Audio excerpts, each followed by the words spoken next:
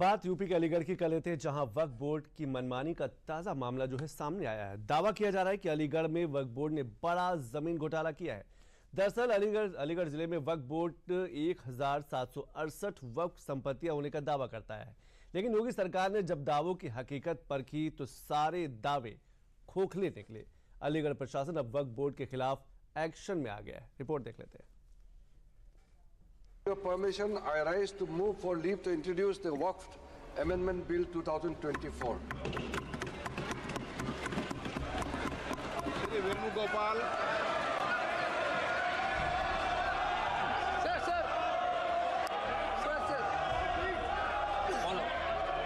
8 अगस्त 2024 को मोदी सरकार ने जब लोकसभा में वक्फ संशोधन बिल पेश किया था तो विपक्ष खिलाफत के साथ बगावत पर उतर आया था। हल्ला क्यों कर रहे हैं भाई?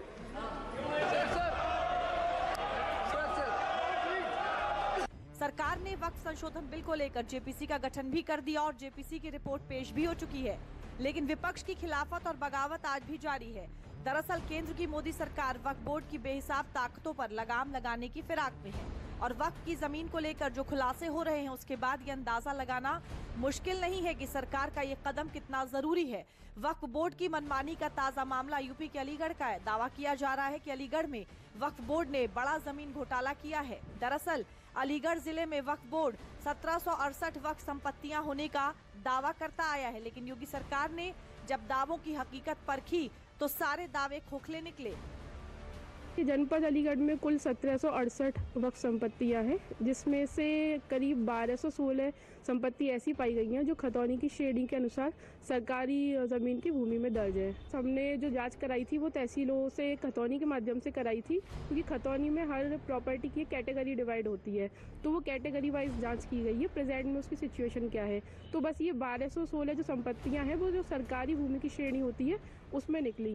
अलीगढ़ प्रशासन ने जब इन संपत्तियों की जांच की तो सामने आए आंकड़ों से प्रशासन भी चौंक गया। अलीगढ़ में 1768 वक्फ संपत्तियां रिकॉर्ड में दर्ज, अरबों रुपए की सरकारी संपत्ति वक्फ के रिकॉर्ड में दर्ज, कब्रिस्तान, शमशान, मरघट, बंजर और ऊसर श्रेणी की भूमि शामिल।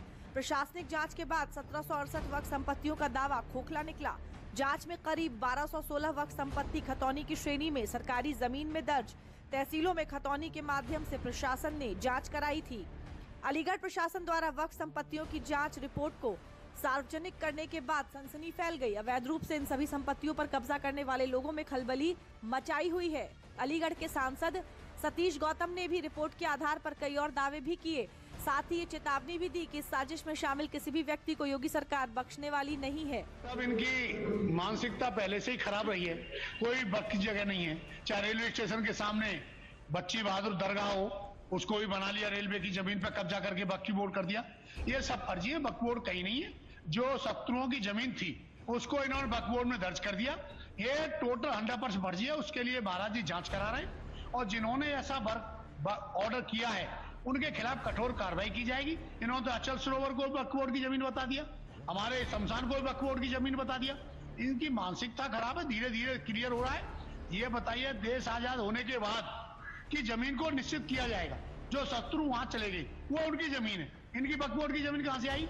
केवल इन्होंने क्या करा, एक वक्फ बोर्ड बनाया, उसको खाली जमीन को अपना करके वक्फ बोर्ड की जमीन दिखा दिया गया। ऐसे डॉक्यूमेंट है और ये कुछ षड्यंत्रकारी हैं, उनके कारनामे, उनको कठोर कार्रवाई उत्तर प्रदेश सरकार कर रही है।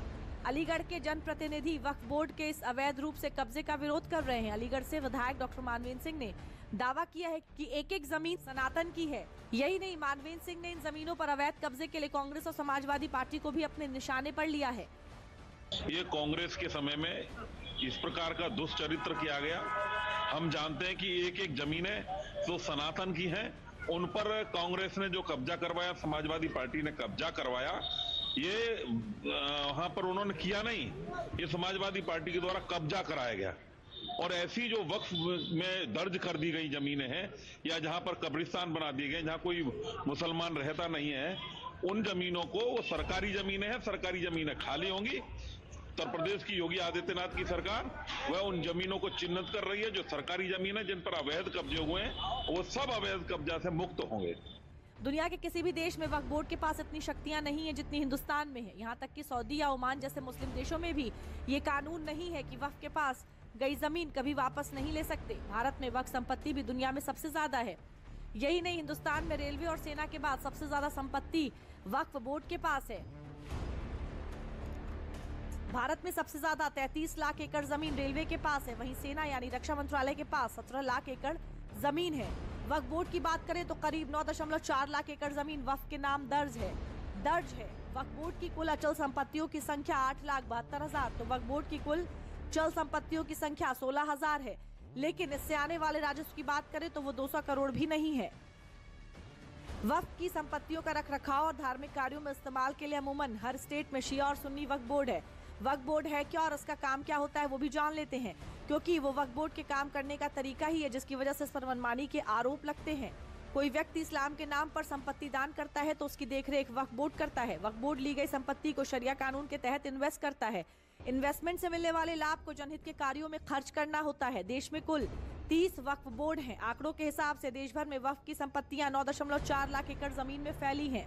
पूरे भारत में आंकड़ों पर गौर करें तो करीब 8 लाख एकड़ से अधिक अचल संपत्ति वक्फ बोर्ड के पास है। बीते कुछ सालों में वक्फ बोर्ड अपनी बढ़ती संपत्ति और उसमें पारदर्शिता की कमी की वजह से भी चर्चा में है और अलीगढ़ का मामला इसकी एक जीती जागती बानगी है।